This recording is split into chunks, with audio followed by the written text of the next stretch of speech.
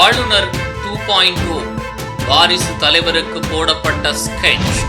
போடு பிளான் வேற லெவலில் உள்ளது. துணை முதல்வராக வாய்ப்பில்லை. தமிழகத்தில் குற்றச்சம்பவங்கள் அதிகரித்து வருகின்றன. மேலும் போதைப்பொருள் நடமாட்டம் வழக்கத்தை விட அதிகமாக இருப்பதாக எதிர்க்கட்சிகள் குற்றம் சாட்டி வருகின்றன. இந்த நிலையில் தமிழக ஆளுநர் RN ரவி 5 நாள் டெல்லி பயணத்தை முடித்துவிட்டு தமிழகம் திரும்பியுள்ளார். இந்நிலையில் சென்னை கிண்டியில் உள்ள ஆளுநர் மாளிகையில் ஆளுநர் RN ரவியை தமிழக பாஜக தலைவர் அண்ணாமலை நேரில் சந்தித்து பேசியுள்ளார். இது அரசியலில் பெரும் பரபரப்பை ஏற்படுத்தியுள்ளது. தமிழக ஆளுநர் RN ரவியின் பதவிக்காலம் இம்மாதம் நிறைவடைவதையொட்டி நீட்டிக்கப்படுமா என்ற எதிர்பார்ப்பு நிலவுகிறது. பல மாநிலங்களுக்கு புதிய ஆளுநர்களை நியமிக்க மத்திய அரசு திட்டமிட்டுள்ளதாக தகவல் வெளியாகியுள்ளது.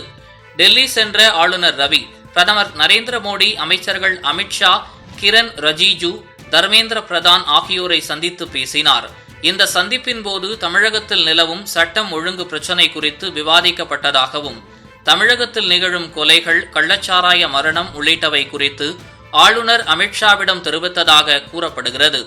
இந்நிலையில் தனது 5 நாள் பயணத்தை முடித்துவிட்டு ஆளுநர் RN ரவி டெல்லியிலிருந்து விமானம் மூலம் சென்னைக்கு வந்தார். கவர்னருக்கான பதவிக்காலம் 5 ஆண்டுகள்.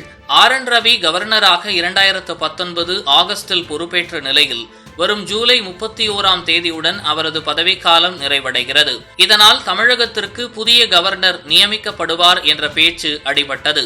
ஆனால் கவர்னர் ரவியின் பதவிக்காலத்தை மேலும் நீட்டிக்க ஜனாதிபதி திரௌபதி முர்முவிடம் மத்திய அரசு பரிந்துரை செய்ததாக தகவல் வெளியாகியுள்ளது. இதையறிந்த திராவிட கட்சிகள் சற்று கலக்கமடைந்துள்ளன.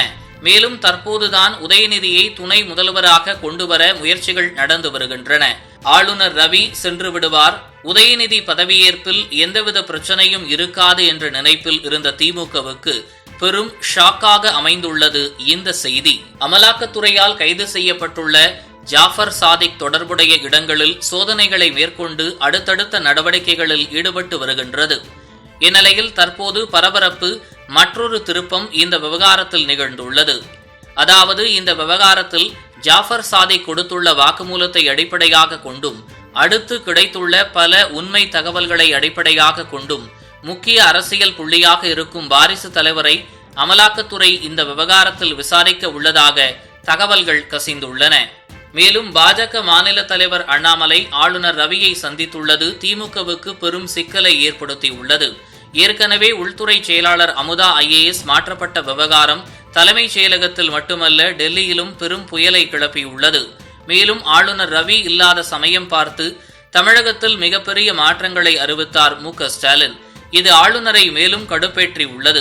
தலைவரின் வாரிசு துணை முதல்வராக பதவியேற்கும் முன்னதாக பல விசாரணை வளையங்களில் சிக்குவார் என எதிர்பார்க்கப்பட்டுள்ளது.